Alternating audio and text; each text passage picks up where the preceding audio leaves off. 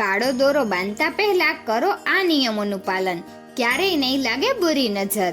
હિન્દુ સનાતન ધર્મમાં હાથ પર લાલ અથવા કાળા રંગનો દોરો અથવા નાળાછડી બાંધવાનું મહત્વ છે, પરંતુ કાળા રંગનો દોરો બાંધવાના કેટલાક નિયમો છે જેનું દોરો બાંધતી વખતે ધ્યાન રાખવું જરૂરી છે.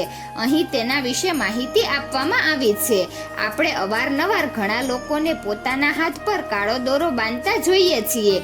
ઘણા લોકો માને છે કે આ કાળો દોરો વ્યક્તિને ખરાબ નજરથી બચાવે છે, પરંતુ શું તમે જાણો છો કે હાથ પર આ કાળો દોરો પહેરવાના અમુક નિયમો છે?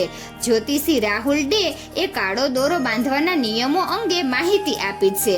જોકે હાલની મોટાભાગની યુવા પેઢી કાળો દોરો પહેરતી નથી, પરંતુ 90ના દાયકામાં હાથ, પગ અને કમર પર કાળો દોરો પહેરવાનો રિવાજ હતો.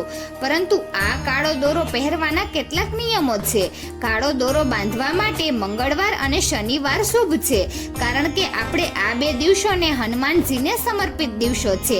આ બે દિવસો પૈકી કોઈ એક દિવસે કાળો દોરો લો અને તેમાં 7 ગાંઠો બાંધી લો. તેને ગંગાજળમાં બોળો. ત્યારબાદ તે દોરાને હનુમાનજી સામે રાખો. ત્યારબાદ એક દીવો પ્રગટાવો અને ઓછામાં ઓછા એક વખત હનુમાન ચાલીસાનો પાઠ કરો. હનુમાન ચાલીસાનો પાઠ કર્યા પછી હાથમાં કાળો દોરો બાંધી લો. જો આ નિયમ પ્રમાણે હાથ પર કાળો દોરો બાંધવામાં આવે તો ઘણી બધી ખરાબ નજર અને સંકટથી બચી શકાય છે. તો મિત્રો, તમને આ વિડીયો કેવો લાગ્યો જરૂરથી કમેન્ટ કરજો. જો સારો લાગ્યો હોય તો વિડીયોને લાઈક અને શેર કરજો અને અમારી ચેનલને જરૂરથી સબસ્ક્રાઈબ કરજો.